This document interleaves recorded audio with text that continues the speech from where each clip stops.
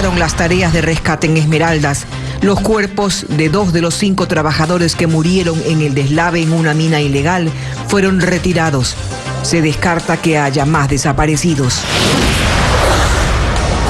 El Comité de Operaciones de Emergencia exhorta a las autoridades públicas y entes privados para que tomen medidas y evitar contagios por las fiestas de Quito, Navidad y fin de año. Informe especial. Puerto López enfrenta escasez de agua potable. En esa población se construyó una planta potabilizadora que costó $16 millones y no funciona.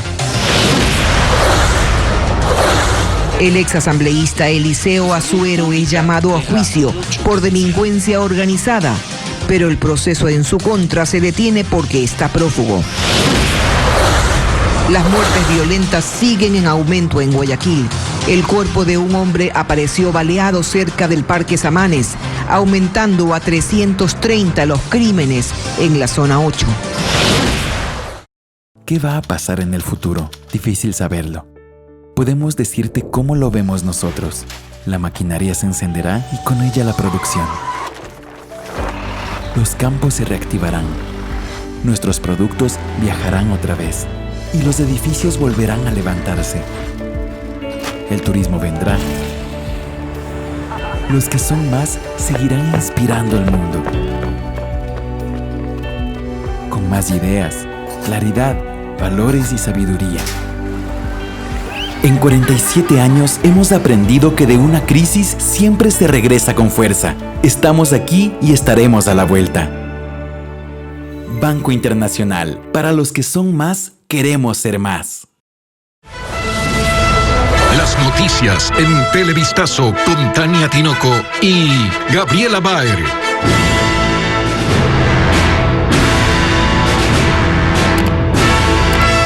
Amigos, comenzamos con la noticia que mantiene atento al país. Quedó descartado que haya más personas atrapadas por el deslizamiento de tierra en una mina ilegal, en una zona de difícil acceso en San Lorenzo, en Esmeraldas. Tania, ¿cómo estás? Gracias, Gaby. Amigos televidentes, bienvenidos. Los equipos de emergencia terminaron con las operaciones de rescate de 2 personas que habían quedado sepultadas. Las autoridades informaron que hay fallecidos y heridos. Patricio Díaz, con los detalles. La desgracia ocurrió en el sector de Los Lajos, a casi 3 horas de San Lorenzo en vehículo y 2 de caminata. En esa zona se estaba realizando actividad minera presuntamente ilegal. Cerca de 100 personas estaban trabajando ahí cuando de repente un deslizamiento de tierra cubrió a un grupo de ellos que realizaban lo que se conoce como lavado, buscando oro. En el lugar se rescataron los cuerpos sin vida de Daisy Mina, Vanessa, Joana y Naomi Izquierdo, así como de José, un niño de 12 años. Todos ellos fueron atrapados por el alud. Se rescató con vida a 3 personas, 2 mujeres y un hombre, quienes presentaban contusiones leves y fueron atendidos en el hospital de San Lorenzo, pero luego fueron dados de alta.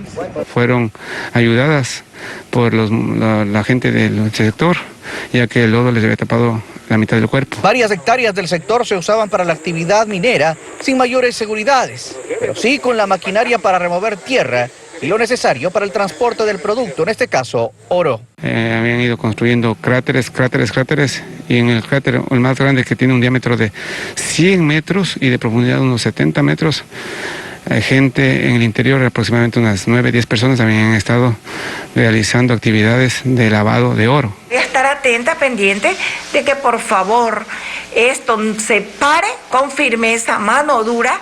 El COE cantonal anunció que se analizará la situación de la zona y se realizarán inspecciones con los entes pertinentes para verificar si hubo o no un permiso de explotación minera y quiénes lo habrían otorgado. Exija la presencia de todas las autoridades involucradas en el tema de minería, tales como Arcón, Ministerio del Ambiente, Ecuador Estratégico, Secretaría de Gestión de Riesgo, Ministerio de Gobierno, Ministerio de Salud, con la finalidad de buscar las estrategias que garanticen la regeneración del trabajo.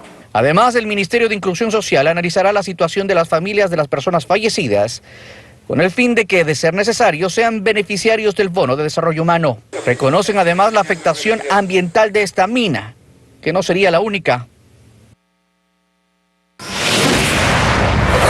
El Comité Nacional de Operaciones de Emergencia exhorta a las autoridades de gobierno, líderes políticos, entidades privadas y municipios para que tomen medidas para prevenir el aumento de contagios de coronavirus durante las festividades de diciembre. A las alcaldías recomienda que controlen las aglomeraciones y que sugieran a los ciudadanos evitar ferias, chivas, pases del niño, agasajos navideños y de fin de año, y que se priorice el uso de plataformas virtuales para reuniones. El director del Servicio de Gestión de Riesgos también hizo otras recomendaciones y pidió que se apliquen restricciones vehiculares. Solicitar a las autoridades que eviten y controlen las actividades culturales que se realicen fin de año. Ejemplo, bailes y quemas de monigotes, debido a que son de los principales motivos que generan aglomeración y que no garantizan el distanciamiento social, así como fortalecer las campañas del uso adecuado de juegos pirotécnicos debidamente autorizados. Literal H, recomendar medidas de restricción de la movilidad vehicular en los días 5 y 6 de diciembre para la ciudad de Quito, 24, 25 y 31 de diciembre del 2020 y 1 de enero del 2021 para todo el país. Luego del anuncio de varias medidas para controlar los contagios de coronavirus en Guayaquil y Durán, municipios como Daule y Milagro se manifiestan. José Carlos Alvarado nos cuenta las últimas decisiones de estos cabildos. Suspender las fiestas de Navidad y fin de año es la medida principal de los municipios de Guayaquil y Durán para frenar los contagios por coronavirus. A pesar de la decisión en Durán, su director municipal de salud asegura que no han aumentado los casos. Pero según cifras del Ministerio de Salud, el 15 de octubre había 1.180 casos confirmados. Hasta el 18 de este mes se contabilizan 1.351 personas con el virus, es decir, un aumento de 171. Sin embargo, el COE cantonal está atento a la subida que pueda registrarse en los próximos días. Vamos a esperar esos feriados que tuvimos en octubre y en noviembre. Este fin de mes nos vamos a reunir nuevamente y ahí creo que puede haber ya casos de mayor cantidad.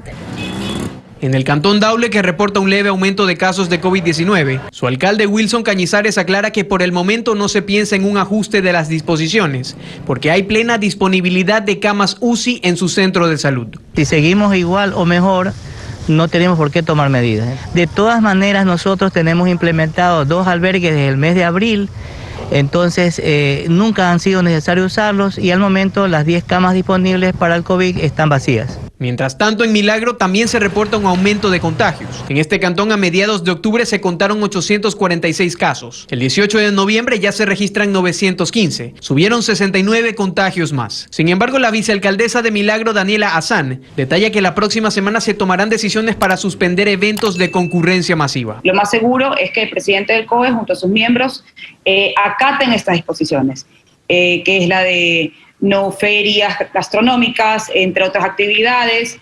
En Milagro se mantiene en semáforo amarillo, se va a acatar las disposiciones del COE nacional, lo más probable. La funcionaria también comentó que hay un 85% de ocupación en el hospital del IES, pero el hospital León Becerra está en un 55% de capacidad. En Puerto López, el déficit de agua potable afecta a la población. En este cantón de Manabí no se pudo aprovechar un moderno sistema de hidrooxigenación iónica construido hace 7 años porque nunca fue entregado. Ahora se padece porque los ríos no tienen caudal para potabilizar el líquido vital. Revisemos la situación con Karen Ceballos. Puerto López es un cantón pesquero y turístico de Manabí con más de 25.000 habitantes. En sus barrios faltan servicios básicos. El principal y más reclamado es el agua potable. No hay nada, está abierto. En la ciudadela Buenos Aires, Andrés Holguín revisa constantemente la llave. Lleva una semana sin el líquido vital y le preocupa que la reserva de su cisterna está por acabarse. Hay veces compramos un tanque de $1. Mientras en la ciudadela Luis Yencón lavan la ropa con el agua que queda tras cada enjuague. Sienten la obligación de ahorrar. Porque imagínense comprar $11 de agua toda la semana y tras de eso pagar una planilla de un agua que no me llega a mi casa, que me llega cada 15 días. Y mientras los habitantes de Puerto López se enfrentan la falta de este servicio, a 22 kilómetros de aquí, en la zona rural de Ayampe, hay una infraestructura que se deteriora. Es una planta para producir agua que no funciona. Estos son los equipos de ozono. Era la primera de su tipo en el país con sistema de hidroxigenación iónica sin usar químicos ni cloro. Le costó al gobierno ecuatoriano $16 millones. Los trabajos comenzaron en noviembre del 2011 y en junio del 2013 la planta fue inaugurada por el entonces presidente Rafael Correa. Porque si la verdad es tan bonita como no la pintan, todas las plantas de agua potable deberían ser con este modelo. Pero esto quedó en palabras. Han transcurrido 7 años y la falta de mantenimiento ha pasado factura a los componentes del proyecto. Hay partes metálicas oxidadas, parches en los tanques reservorios, el cuarto de máquinas requiere reparaciones eléctricas y faltan bombas. Son algunas de las falencias de esta obra del correísmo. El actual alcalde de Puerto López, Javier Pincay, explica que ellos esperan administrar una planta que esté operativa. De lo contrario, se tiene que hacer un proyecto realmente de fortalecimiento al sistema. Pero no es algo que se pueda hacer tan rápido, ya que la infraestructura que fue contratada con el Cuerpo de Ingenieros del Ejército no fue recibida por el Servicio de Contratación de Obras SECOP, que en el gobierno de Lenín Moreno pasó al Ministerio de Transporte y Obras Públicas. En esta última dependencia recibieron hace 2 meses un documento del contratista que pide se conforme la comisión técnica para la suscripción del acta de entrega-recepción definitiva del sistema de agua de Puerto López. Estamos esperando el estado en que está la obra, sabemos extraoficialmente que existen unos asuntos que tienen que ser subsanados. Lejos del papeleo pendiente y de saber cómo terminará este contrato, hay una población que actualmente depende de los pozos que se rehabilitaron sobre el cauce de un río seco. Sin embargo, el agua subterránea que recogen no alcanza. Nosotros necesitamos 4.000 metros cúbicos para abastecer a todo el cantón Puerto López. Ahorita estamos captando 2.000 metros cúbicos diarios. Y como no está operativa la planta ecológica de Ayampe, deben usar un sistema de potabilización de más de 40 años de antigüedad, que funciona a media llave, pero por aquí es lo único que tienen. Seguimos informando, dictan auto de llamamiento a juicio en contra del exasambleísta Eliseo Azuero y otros 4 procesados en el caso Hospital de Pedernales. Según el juez, existen suficientes elementos para presumir que junto con Daniel Mendoza lideraban una estructura de delincuencia organizada. Nos informa Jacqueline Rodas.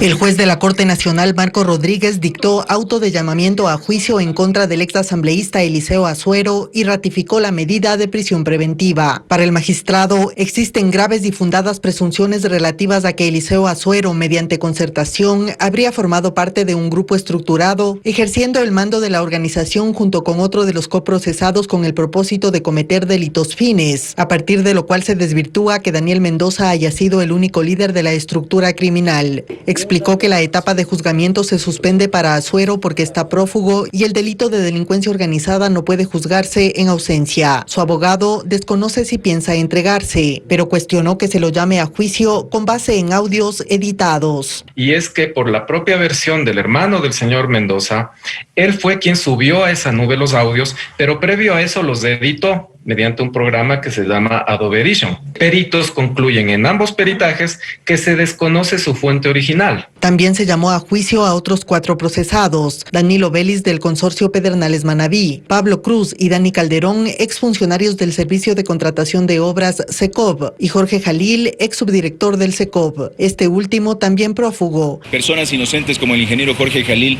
lastimosamente tienen que buscar un buen recaudo porque se ven amenazadas por una justicia injusta y por una justicia arbitraria. Además, se dictó sobreseimiento a favor de José Párraga y Daniel Ganchoso, quienes no eran funcionarios públicos ni se encontraron elementos para relacionarlos con la organización. El juez ordenó que se levanten todas las medidas que pesan en su contra. El caso pasa a un tribunal para la audiencia de juzgamiento, que solo se realizará para los 3 procesados que están detenidos. Seguimos informando, crear una comisión para que rastree y recupere el dinero producto de los casos de corrupción es una de las propuestas que presentó este jueves el candidato presidencial Guillermo Lasso. También resaltó que de llegar a Carondelet buscará atraer la inversión privada para la generación de empleo. Nos informa César Velastegui.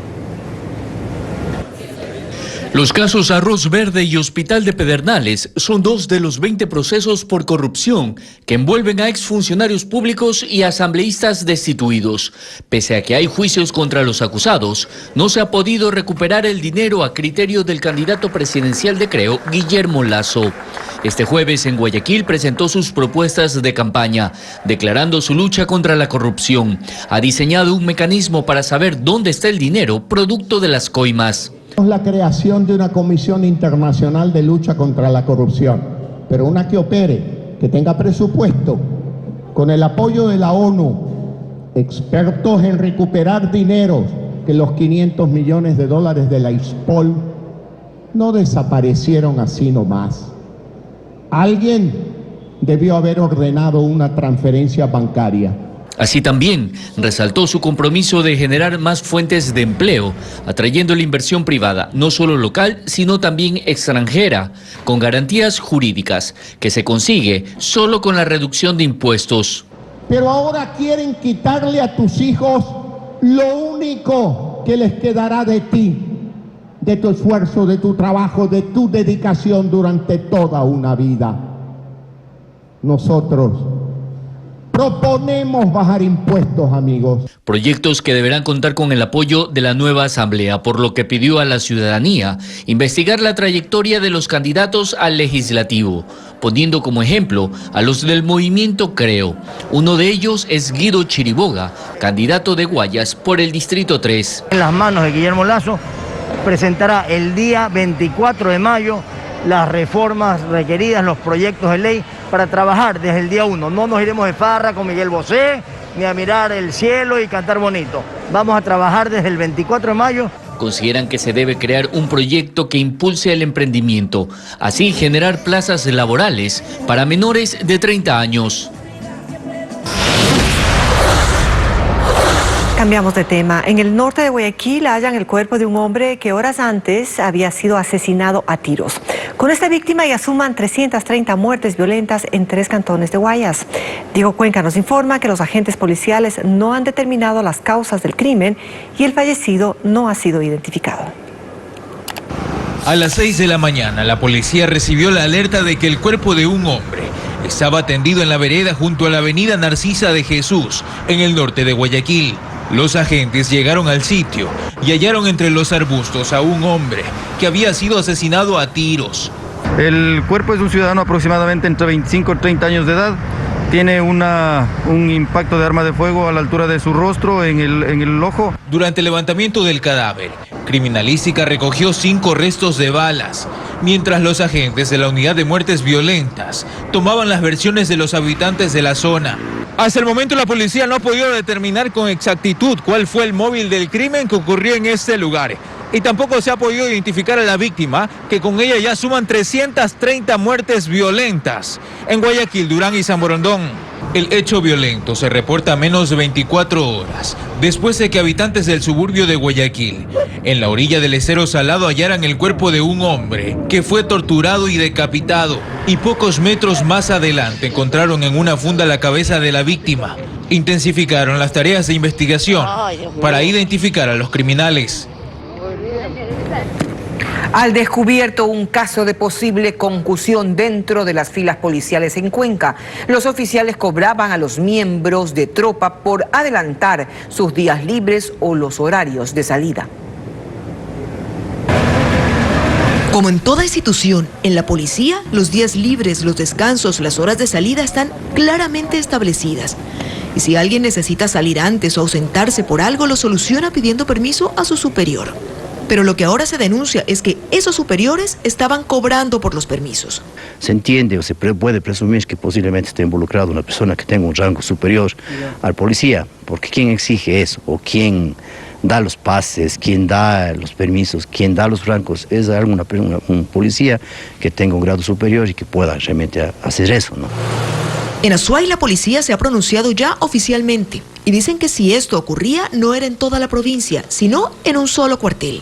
Es un distrito de los 8 distritos que tiene la ciudad de Cuenca, a donde está orientada la investigación administrativa previo a una denuncia que ha hecho un servidor policial en la Fiscalía Provincial. ¿Que cómo funcionaba el sistema? Según la denuncia, todo comenzaba con un mensaje de texto en el que se negociaban los días libres o los permisos. El costo se determinaba según cada caso, pero siempre variaba entre 5 y 30 dólares.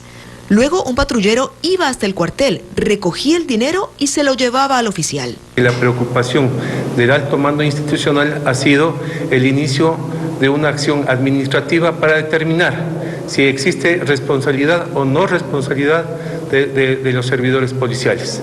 Además de la acción administrativa, también se ha abierto una investigación fiscal, porque si lo denunciado fuera cierto, constituiría un delito. Esto es concusión, pues no es un delito de concusión porque se está exigiendo un pago para prestar un servicio al que está obligado, ¿no? Generalmente, ¿cuál es la pena? Generalmente esto va de 3 a 5 años. Con ello, las investigaciones están en marcha, tanto dentro de la propia policía como también en la justicia común. Cámaras de seguridad registraron el asalto en un restaurante en el norte de Quito. Una pareja de delincuentes amedrentó a los clientes con un arma de fuego. Se llevaron dinero y varios objetos personales, como nos indica Emilia Andara. Eran las 8:30 de la noche cuando este martes, una pareja ingresó a un restaurante ubicado en el sector del Bosque en el norte de Quito. Se acercaron a la caja y se hicieron pasar por clientes, hasta que el hombre sacó un arma.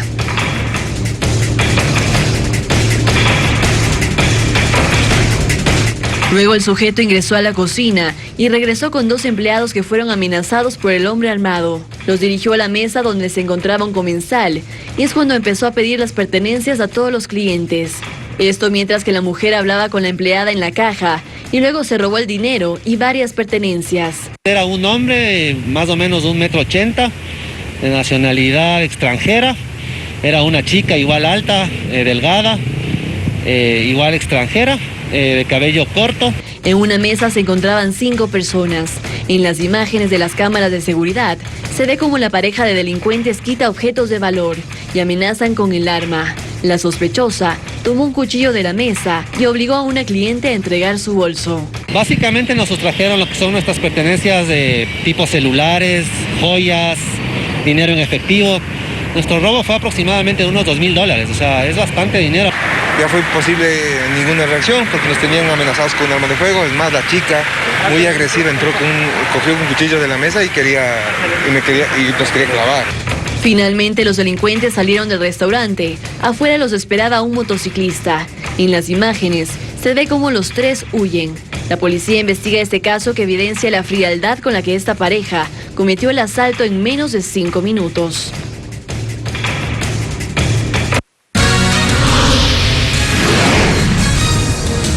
Luego de la pausa, denuncian hackeos, interrupciones y contenidos inadecuados en las clases virtuales de las entidades educativas.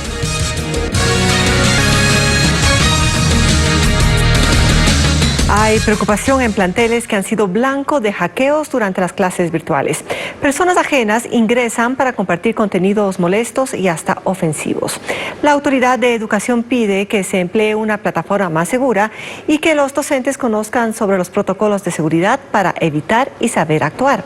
Andrea Marín nos informa. A quien llamaremos Ana nos cuenta que en clases virtuales de su colegio han recibido visitas inesperadas e indeseables. Como utilizamos la plataforma Zoom, habían personas que entraban a las clases y nos interrumpían poniendo videos que no son académicos, compartían imágenes. En este video captado en una de las clases se escucha música y se ve un manejo sin control del aula virtual. Pero no solo ese tipo de contenido molesto ingresa a la plataforma. En muchas ocasiones son videos insultando o a veces pueden ser videos como pornográficos. Sí han pasado en algunas ocasiones. Al Ministerio de Educación llegan reportes permanentes de este tipo de vulneraciones, en su mayoría de planteles particulares. En octubre, por ejemplo, recibió 8, 6 de la costa y 2 de la sierra. Lo que se ha hecho es socializar los lineamientos y las guías desarrolladas por el Ministerio de Educación, iniciar un proceso de capacitación con los docentes para evitar esas vulneraciones. Señala que el hackeo se produce según las medidas de seguridad que se han tomado y el tipo de plataforma que se emplea. Lo importante es establecer el filtro y todas las plataformas tienen filtros de acceso. Muy importante para que esto no suceda. informarte sobre las características que tiene una aplicación. Por lo que recomienda a los docentes estar capacitados para prevenir este tipo de irrupciones y saber cómo actuar. No publicar imágenes de las sesiones en redes sociales. Pide identificar los riesgos para que se adopten acciones de prevención. En este momento retomamos la información sobre el deslave que ocurrió en una mina en el sector de Los Ajos, en San Lorenzo, en Esmeraldas. Patricio Díaz nos tiene un informe desde ese sitio y nos muestra también más de la zona minera. Gracias, buenas tardes. Sí, nos encontramos en el lugar donde lastimosamente ayer fallecieron 5 personas que estaban trabajando en minería artesanal, pero también minería ilegal. Hasta aquí llegaron nuevamente la policía, las Fuerzas Armadas y personas representantes de la Agencia de Regulación y Control Minero. Están haciendo una inspección para definir lo que aconteció primero el día de ayer, que se conoce que fue un deslizamiento de tierra en este sector de aproximadamente 20 a 30 metros que cubrió a estas 5 personas. E igualmente están definiendo cuál es la afectación en aproximadamente unas 10 hectáreas de lo que se puede ver por ahora en esta zona que se conoce como el sector Palchán de la parroquia Urbina. Ayer hubo mayor cantidad de gente, hoy no hay el número de personas, no hay en realidad las personas que trabajan normalmente en este sector, han dejado las maquinarias, han dejado determinadas cosas con las que ellos trabajaban. Y lo que sí se puede ver es, lastimosamente, el producto de la minería ilegal, que es la afectación ambiental. Habrá informes de ARCOM, habrá informes también de la policía y del Ministerio de Ambiente para ver la afectación que se dio en este sector. Nosotros les tendremos un informe completo de lo que aconteció aquí y también de estos detalles en nuestras próximas emisiones. Gracias a Patricio Díaz por este informe que nos actualiza de este lamentable accidente ocurrido en Esmeraldas. La ciclista Miriam Núñez llegó a Riobamba y la recibieron con una gran caravana efectuada por las principales calles de esa ciudad, como nos informa nuestro corresponsal Ángel Pilatuña. En medio de aplausos, los riobambeños recibieron a Miriam Núñez, ciclista chimboracense campeona de la Vuelta a Colombia 2020, logro que obtuvo el pasado 11 de noviembre. En una chiva, el recorrido inició desde temprano por las principales calles de la urbe. Aquí no faltaron las felicitaciones de la ciudadanía. Es un orgullo para nosotros como mujeres también, porque nos damos cuenta que las mujeres también pueden salir adelante. A pesar de los obstáculos y diversos problemas, nos da un ejemplo, y uno como madre también quiere el ejemplo para nuestros hijos. Acompañada de sus padres y de ciclistas chimboracenses, Miriam Núñez saludó al pueblo que salió a recibirla. Les habló de sus 12 años de preparación. Soñar no cuesta nada, luchar, perseverar, seguir trabajando duro, que al final del camino siempre hay una recompensa. En un acto solemne, la municipalidad de Riobamba entregó un reconocimiento a la campeona. Y destacar la labor y la trayectoria de los hijos de esta tierra, pues es una obligación moral. Hoy hemos reconocido a través del Consejo Municipal esa trayectoria, esa conducta de vida que ha tenido nuestra campeona. La campeona estará en Riobamba junto a su familia durante pocos días, mientras se alista para las competencias nacionales. Así llegamos al final de esta emisión de noticias. Gracias por acompañarnos, Gaby. Tania, amigos, Televistazo regresa a las 19 horas con más información para ustedes. Hasta entonces y que tengan una buena tarde.